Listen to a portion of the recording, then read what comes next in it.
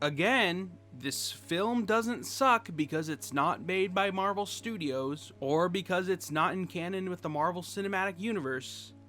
It sucks because it sucks. Dark Phoenix. It really isn't all that great. Someone's texting me. I didn't really enjoy it. I mean, it had some good concepts, some good fight scenes. Some involving some characters.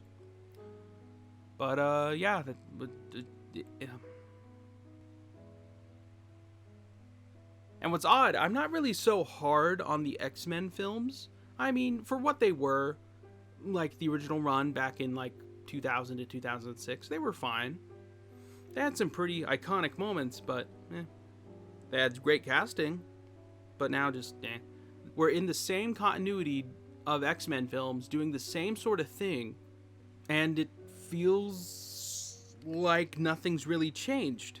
No, it's not because they have to emulate the Marvel Cinematic Universe sort of model of storytelling, and it kind of stinks because I like the X-Men. I thought First Class was a legitimately good movie, even though it's kind of flawed in the production aspect, just because of how it was made. And I enjoyed X-Men Days of Future Past quite a bit, even though there's problems with that. I really hated X-Men Apocalypse, but this one is better than X-Men Apocalypse, so at least it has that going for it.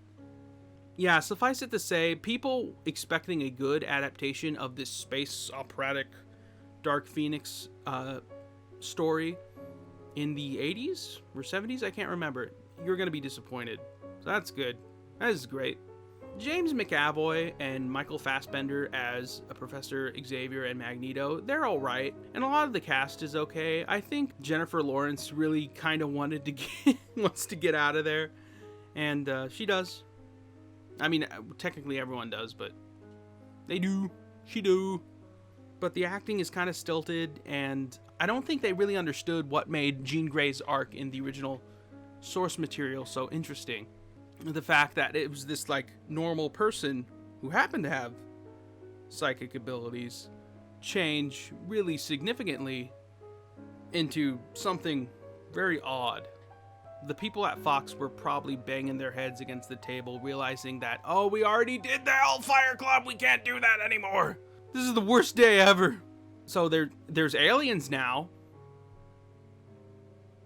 Okay. I'm not saying you can't introduce aliens, but it kind of introduces aliens kind of haphazardly. This isn't a well-made film from the writing aspect. I get the appeal of the original story. I get it. It's a big space epic story, changing characters, giving them the hard questions and the hard choices that the film doesn't. You know how in most versions of the story where like Cyclops is tasked to like kill Jean Grey because of like the destructive power of the Phoenix, and he's trying to debate. That doesn't happen. Like, I think that now that I think about it, that's the one thing you needed to get right for this story, and you don't attempt it. If I remember correctly.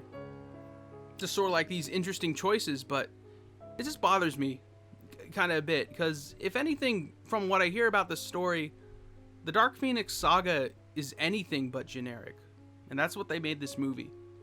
It's not totally without merit. Like I said, the scenes near the end and the fighting between Magneto and Nightcrawler, those were fine. You get some unique powers and some unique action scenes, but I think with Jean Grey's arc, Sophie Turner's character's arc, I think you've seen this sort of psychic story before where like you have this person with psychic powers and there's like someone emperoring, being like, good, let the hate flow through you. It doesn't really do anything new with it. I think this film is better than, and it didn't leave me so much enraged as Apocalypse did. And there's not a total lack of that sort of societal commentary that was absent from Apocalypse. You get things like Professor X sort of exploiting the X-Men for the betterment of public perception. And there's a brief mention of like mutant internment camps that we don't see. And there's like Genosha appears in the film, even though I think it takes place in continental United States and not like East Africa. Not so much Israel, but more like Indian reservation. Native American reservation. Sorry. But there's interesting concepts here. I understand wanting to make a superhero film that maybe is a little bit darker and a little bit slower and a little bit more introspective. It also helps if the film is interesting. Not necessarily fun, but entertaining, like engaging. You know what I mean? Dark Phoenix isn't really that. It's just sort of like eh. And if you know anything about the X-Men, they're nothing but eh. Aside from some good acting, some decent concepts, there's not really a whole lot to recommend about Dark Phoenix. And it kind of stinks in a way. I shouldn't necessarily have to say, oh, just wait until Marvel reboots it, but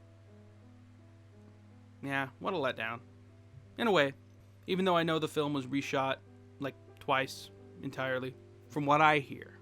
But anyway, that's all I have to say about X-Men Dark Phoenix, or Dark Phoenix, I don't know. We get to see the bird. That's not the reason why we like this story. It's one of the reasons. It's not the reason. What'd you think of Dark Phoenix? Did you enjoy the film? Do you enjoy the X-Men? Did you see it? It's not really doing hot at the box office right now, but hey, we'll talk about X-Men in the future. Just like every other superhero thing coming out. So, hey, anywho, I guess I'll leave it there for now. I'm Maximum Austin, and until next time, always remember to keep being confident, and you enjoy your day. Well, at least Hugh Jackman wasn't in it.